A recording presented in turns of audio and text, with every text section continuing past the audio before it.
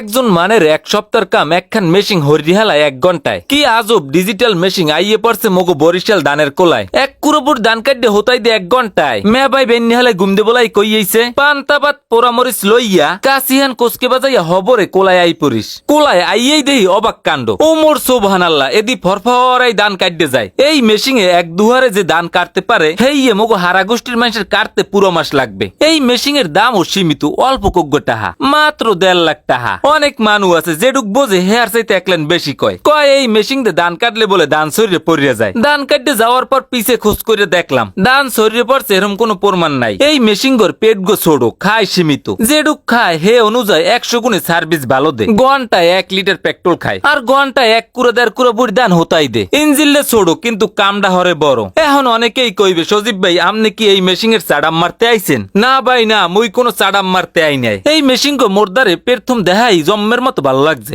আর মোর ভালো লাগার জিনিসগুলো আপনাগুলোকে শেয়ার করবো না হেইয়ে তো পারে না।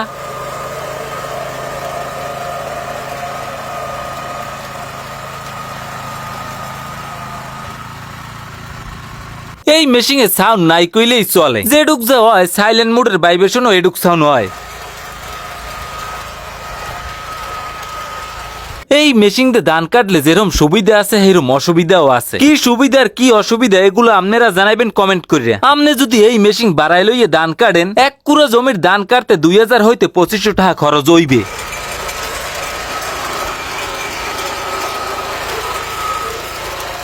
এই ক্যাপ দিউনে মনুগ্যতে নতুনে দান কাটা হেকতে আছে। মনু যায় একদিকে, মনুর মেশিন আড়া দে আর একদিকে।